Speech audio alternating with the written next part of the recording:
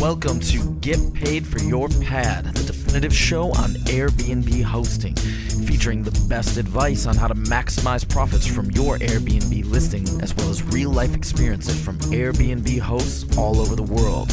Welcome.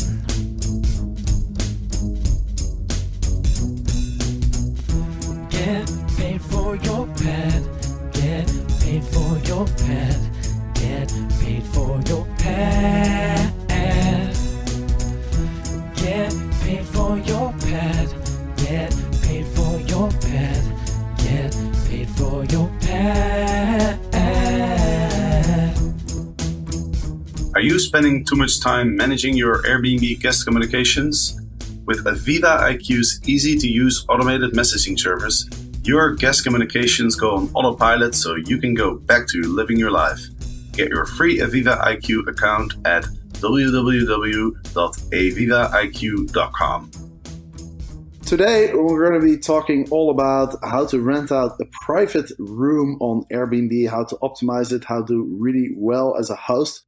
And I've invited a very experienced host from Austin who quit his job in 2015, was looking to make a little bit extra money and started out renting out 2 spare rooms in his house. And now he's turned a full Airbnb entrepreneur. He's writing an ebook as well to help other hosts. So I'm very excited to be talking to Nathan Rice. Nathan, welcome to the show. Thank you, Jasper. I'm fired up to be here. Thanks for having me. Awesome. Austin, great location. Austin, Texas, man. Lots of barbecue tourism here. And Austin plays a major role in the story of Airbnb. I've noticed I saw a picture of you in an article that was posted on the travel.hostly.com where you were sitting on the couch and you had the Airbnb story, the book, on the table.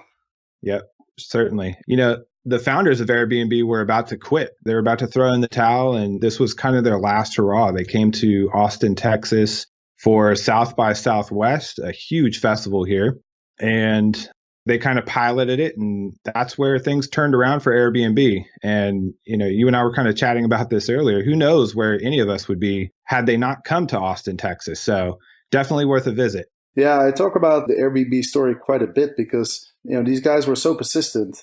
I think a lot of people would have given up already. You know, after 2 years, they still didn't get much traction. And so, yeah, you're right. If they would have given up, imagine this whole Airbnb thing wouldn't have existed.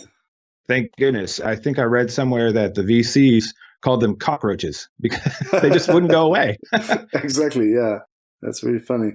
Let's talk about your story, man. I think it's inspiring. You lost your job. Unfortunate situation, of course, but then you managed to turn it around and actually something better came out of it, which is, I always love these type of stories. You know, Steve Jobs, he always said, you know, you can't connect the dots looking forward. You can only connect them looking back. And, you know, when something like that happens, you lose your job. Obviously, it must be quite stressful, but then a few years later, you look back and you're probably thinking, damn, that was the best thing that ever happened to me. Oh, most certainly. And by the way, Jasper, I really appreciate how you introduced me as quitting my job. But no, the truth is, I lost my job. It was the beginning of January 2015. And, you know, I had moved to Austin, Texas from the San Francisco Bay Area. I was living in San Francisco, came down here for a lot of opportunity for work because there's tons of jobs here.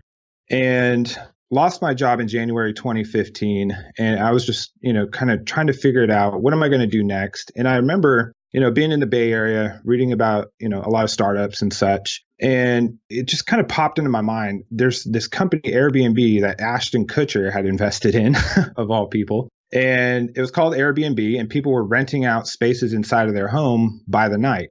And so the South by Southwest Festival was coming up within the next month or two. And, you know, I turned to my wife, I said, Julie, would you be open to having complete strangers come inside our home for a few days at a time? And thankfully, she said yes, because it's changed our lives, both of us. I eventually did get a job later that year and everything worked out in the end. But, you know, over time, I was able to really perfect my listings to where I was spending hardly any time on them whatsoever.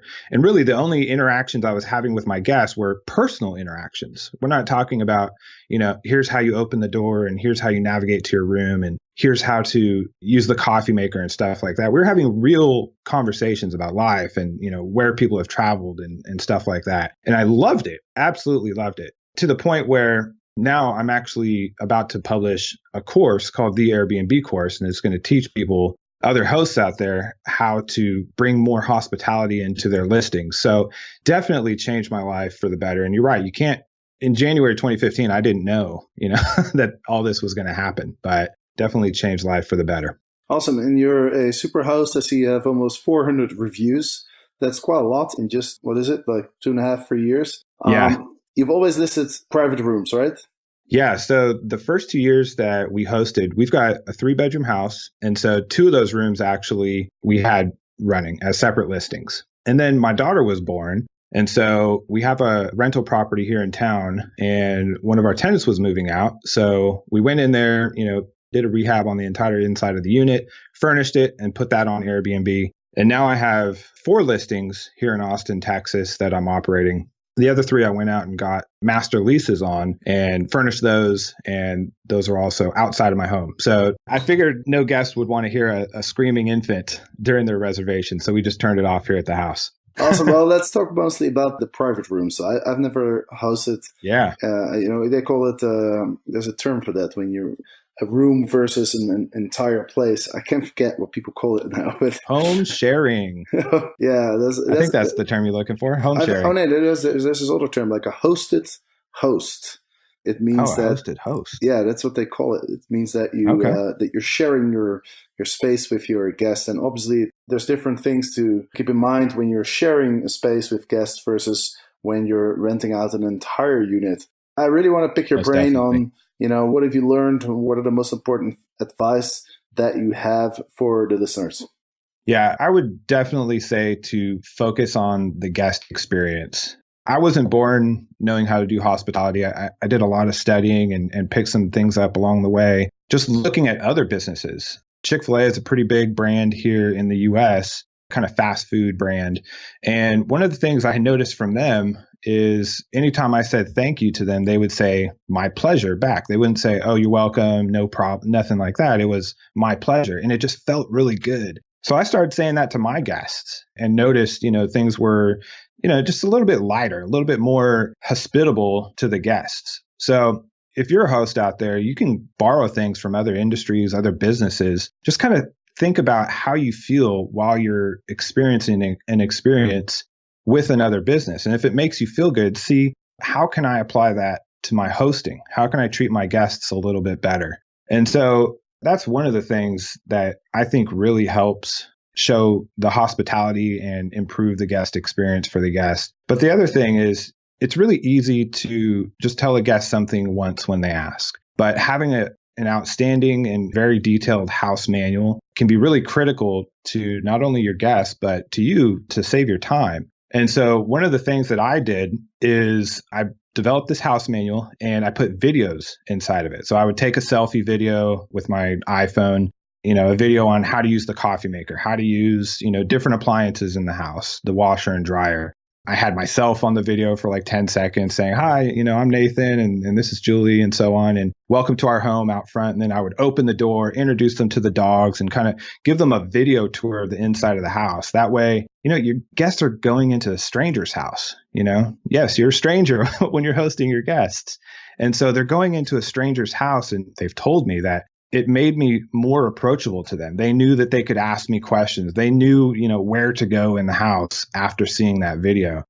If you're a host out there, it's just these little things that you can do to really beef up the guest experience and make sure that you're getting great reviews. Your guests are having a great time in your city. As a result of that, also, you're spending less time dealing with the same issues over and over and over because, trust me, after 24 months of hosting people in the house, you hear the same questions over and over again. And I didn't feel like teaching somebody how to use the coffee maker was a good use of anybody's time. I preferred to have the coffee with the guest and talk to them about, where I've been in my travels, where they've been in theirs. And so you can just engage more when you're not having these kind of routine conversations, about your house with your guests.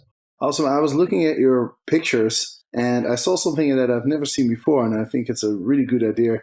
You got a private message from one of your guests who is very enthusiastic about the experience at your Airbnb. And you decided to take a screenshot of this message, and you've put it as your second picture in your listing. Yep, I sure did. Yeah. Mark, man, that guy used to work for the Ritz-Carlton. He's a professional chef, luxury hospitality veteran for over 25 years. And he stayed with us. And I just asked him, I go, hey, Mark, you're a professional. So why'd you choose our listing? And so here's another thing that hosts out there can do. It is really easy just to ask your guests, one, why did you choose my listing? They've got hundreds, probably, maybe thousands of options out there of, cities to go to and then listings within your city to choose from. Why did they choose your listing? And then you can really play up those things in your listing description. So I like to ask people every once in a while, why did you choose the listing? And that's what he said. He said, it was obvious because this guy, he's kind of like you, Jasper. He goes to tons of Airbnbs. He said it was obvious from looking at hundreds and hundreds of Airbnbs that you guys take a lot of time and put a lot of thought and care, and that your guest experience was going to be excellent. So yeah, I took a snapshot of it, and thankfully Airbnb hasn't removed it from my listing yet or shut me down. I thank you. I think it was a good idea. So. Yeah, and what's even better is that now that Airbnb shows multiple pictures on the front page of your listing. So now I'm looking at your listing right now. I see your first picture is beautiful as well. The bedroom looks really nice. But then also I can't look at your listing without reading that message because it's just so in my face. That's a really appealing, of course, when somebody writes a message like that and somebody who is experienced in the hospitality business. So I think that's something that I might steal from you in the future. Definitely. Yeah, feel free.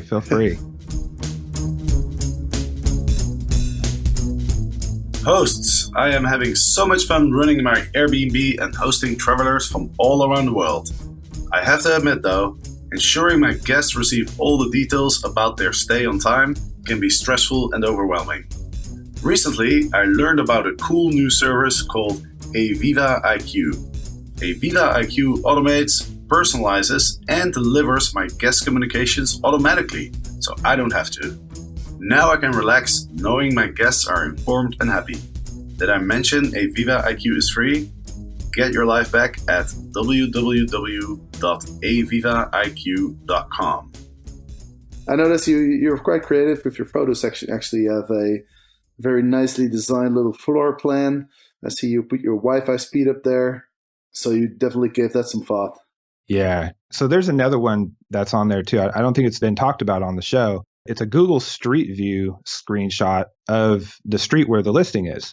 I blur out, any kind of identifying information so we don't upset Airbnb. But it always amazes me how many guests would ask me, how far is your listing from this place or that place? Or, what part of town is your listing in? When there's clearly a map at the bottom of the listing, right? But any host who's even hosted, one guest knows not every guest reads, right? So what I decided to do is put this screenshot of the street view on the listing itself. And it says, hey, look up, the Whip in Austin, Texas. There's only one The Whip in. It's not like I'm saying, hey, look up Starbucks. So you look up that address, and then it kind of teaches guests how to travel, how to figure out which listing is best for them. And, if they don't choose my listing, that's fine. It's really my mission, even through my listings, to make sure that guests have the best guest experience. And that includes, being able to disqualify a listing that's just not going to work for them geographically, even if it's mine.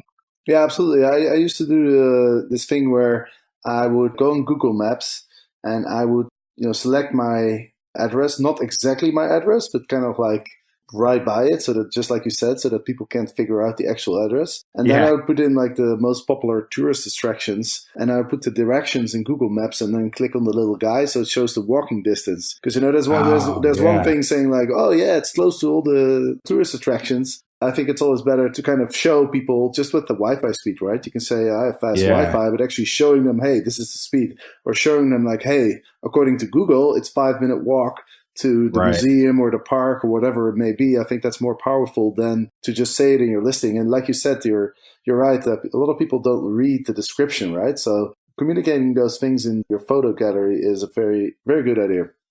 Well, I might steal that one from you, Jasper. I think that one trumps mine. Little upgrade from mine. Yeah, man, go for it.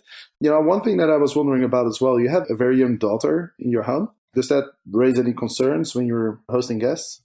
Well, Jasper, she was born January 24th, 2017, and we actually had a guest in our home while we were in the hospital. Luckily, you're in the hospital for a few days after that kind of thing. And so the guest checked out on her own, but we stopped hosting in our home because of our daughter.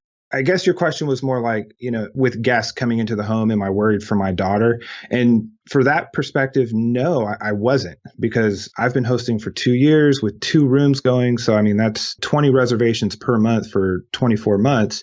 I know the type of people that are coming into my home. I wasn't worried about my daughter at all. But the reason we stopped is because I mean, if I'm a guest in somebody's house, I don't want to hear, a 3-week-old screaming her head off in the middle of the night. So for my guests' sake, I turned off the listings and we haven't been hosting in our house since. Got it. That's where we moved to doing the 4 properties outside of the home. Got it. When you're renting out 2 rooms, then sometimes you have a guest staying in one room and you have a guest staying in the other room. Do you communicate that to your guests? Oh, absolutely. Absolutely. Yeah, we put it in the listing description for both, and it was never an issue. We let them know that, hey, you guys are going to share a bathroom with each other. Julie and I, we didn't use that bathroom. We've got an extra one downstairs. Only the guests would use the bathroom. And luckily, there was never any kind of scheduling conflicts or anything like that with the bathroom. So yeah, everybody knew what they were getting into before they clicked, reserve and paid some money. Do guests typically interact with each other a lot? Yeah. Actually, I don't know, about a year and a half ago, we had an elderly woman here. She was, mid 60s or so for a couple weeks. And at the same time, for a couple weeks, we had a lady from out of state who was here doing some sort of internship at a veterinarian office down the street. And so the 2 of them got along really well, to where the elderly lady, her son lives here in town, and she went and grabbed her bike from her son's garage, brought it over to the house for the young lady out of state to use on her internship. So yeah, they interact with each other. Awesome. Do you have any negative experiences at all, or has it been a completely smooth ride? Oh, it's been completely smooth. No problems at all. Okay. I'm just kidding. I was going to say 400 reviews and never anything happened. Yeah, no, I mean, okay. I haven't had anything terrible happen. No parties or, people ruining my couch or nothing like that. Little things, right? There was a time when I came home and the back door to my patio was ajar. It was slightly open. I called the guest because I knew he was the only one in the house. And I said, you got to lock the doors. And he replied that he thought it was an automatic locking door. And I go, well, sir. Automated locking door? Well, we do have a door lock that locks all by itself on the front door. So after 30 seconds, after you unlock it, it automatically engages the deadbolt. But the door has to be closed for that to work. Yeah, I mean, I was going to say, if you leave it open, it's not gonna just after 10 seconds say, oh, okay, well, close by itself automatically. Yeah. It won't close by itself, but, some locks will automatically lock. And so that's kind of funny, but, it could have been a bad experience, right? Somebody could have gotten into my home. And so I just asked Airbnb that they not allow him to book my place again. Did you call them or? Yeah, I called them. And, at the time, this is probably 6 months into hosting, so mid 2015, they didn't have any functionality to say, don't show this listing from this host to this guest. I don't know if they have that functionality now, but it's notated on our accounts, and he's from Europe. So, we don't get return guests really from out of the country. Right. Got it. Do you have any other advice that you want to share? We've covered the big ones. As long as hosts out there are considering adding something to the listing or making a change to the listing, just consider not so much how is this going to improve my experience as a host, but how is this going to affect the guest experience? There are some things I'm sure that we do that are more of a pain in the butt for us, but it makes things super easy for the guest. And that's perfectly fine, because that's what's going to get you the great, 5-star reviews over and over again. And so I created an ebook that I would like to give to the listeners, and they can get it if they go to get.theairbnbcourse.com/GPFYP. That's get.theairbnbcourse.com /GPFYP. It's an ebook that I'd like to give to your listeners. For the new ones, know how much you'll earn, how to automate the listings. You kind of get some of your time back, making the space guest ready, tips on how to take great photos, how to have a reliable cleaner and handyman, some tips on a digital house manual, and some advice on under promising and over delivering. So hopefully some of your listeners will get some value out of that free ebook. Awesome. I also read something about putting like labels on everything. Oh man, the guests love that. So I have to give that idea to my wife, Julie. She's a lot smarter than me, and she comes up with these awesome ideas sometimes, and it just blows me away, especially how many guests mention the labels in our reviews. So we just bought, a $20 label maker from Target, and we put labels on cabinets. We put labels on light switches. We've got, I call it a creepy door. I always try to let people know that, hey, this is the door to the attic. It's 1,000,000 degrees here in Texas in the summer, so please keep it closed. Well, people would open it thinking, who knows, maybe they're curious, and they would leave it open. So I put a lock on it. Now it's a creepy door, right? Like it's this little door. It's smaller than normal. It's like 4 feet high and it's locked. So, what's going on in there? So I put a label on that saying, hey, this is just the attic. Let's keep, the hot air out and the cold air in.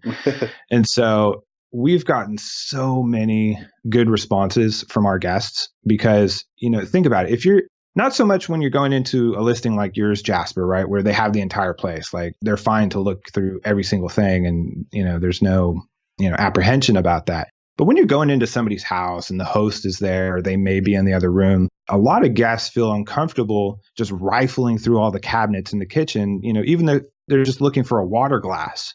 At some point, we realized that there was this discomfort. And so Julie came up with this idea, well, why don't we label all the cabinets so people know where the water glasses are? It's been huge. And I would definitely recommend that to all hosts out there. These little things can have a pretty big impact on the experience, and it doesn't have to cost a lot of money. By the way, I remember one time I was in Paris, I was renting an Airbnb, and this was an entire place, but the host had this one room that was his bedroom, and he didn't want us to go inside, but it wasn't locked. So, he said, okay, well, this is the apartment, this is this room, this is that room, and, this is my bedroom. It's not locked, but just, please don't go into this room. And as soon as he leaves, you kind of have this urge, this curiosity where you just kind of want to peek inside, Yeah. Oh, for sure. That's just funny. Awesome, Absolutely. Dude. Well, thanks for coming on the show. Good luck with all your Airbnbs and your ebook. I'm definitely going to download it and see if I can steal some other ideas from you. Hopefully some of the listeners will download it as well. Yeah, if I'm ever in Austin, I'll come over and we'll have some barbecue. Yeah, let's get some salt lick. That's the best barbecue experience in Central Texas, probably all of Texas. Awesome. I'm looking forward.